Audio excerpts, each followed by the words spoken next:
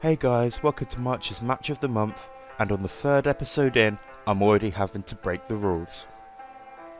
So when I watched New Japan's anniversary event at the beginning of the month, the main event blew me away so much I even messaged my friend claiming that no other match this month could come close to what I just witnessed.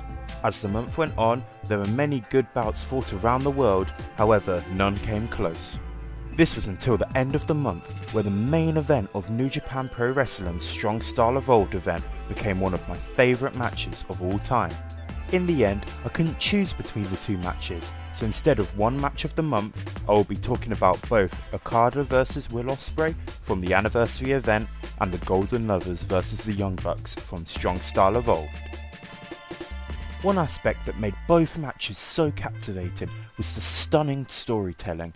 The Okada-Ospreay match told the story of the cocky, methodical champion of over 600 days being taken to his limit by his young protege.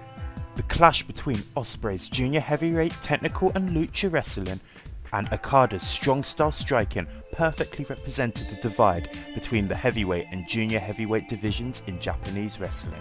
Despite also being champion of his division, Will Ospreay was the clear underdog heading into this match, a fact that frustrated him into wrestling a more aggressive match, forcing Okada to wrestle at his fast pace and at one point slapping his mentor.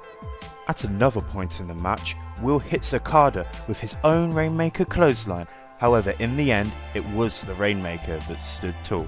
Okada refused to have his arm raised however, not until he was sure his friend was okay, and Ospreay responded with an emotional post-match hug.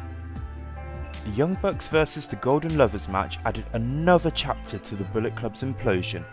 The match told the story of the Young Bucks wanted to prove that they are the best tag team in the world, regardless of division, a title that Kenny and Kota had recently gifted themselves.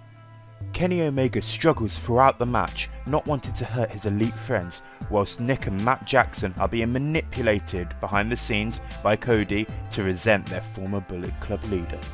Although storytelling was exceptional throughout, the end of the match proved the most dramatic, where Kenny, reluctant to hurt his friend, yields from hitting Matt with his one-winged angel until Matt literally forces him to hit the devastating maneuver. Nick Jackson, distraught that Omega could perform such an act, is disposed of before the Golden Lovers hit Matt with the Golden Trigger.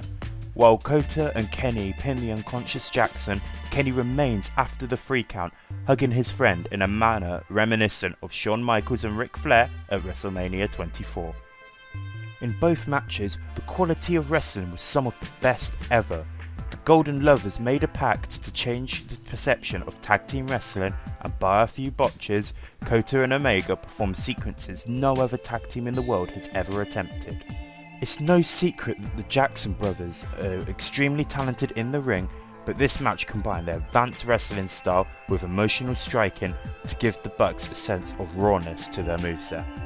Despite this, Okada vs Ospreay was the better pure wrestling match in my opinion, wrestling a practically flawless match from start to finish. The bout began with a mixture of chain and ground wrestling before Ospreay incorporated some flips and springboard maneuvers to throw off the heavyweight champ.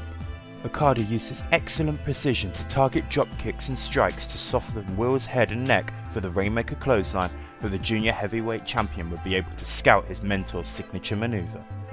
Okada managed to evade Ospreay's Ozcutter on numerous occasions, including transitioning the move into a tombstone piledriver before clotheslining his young protege for the 3 count.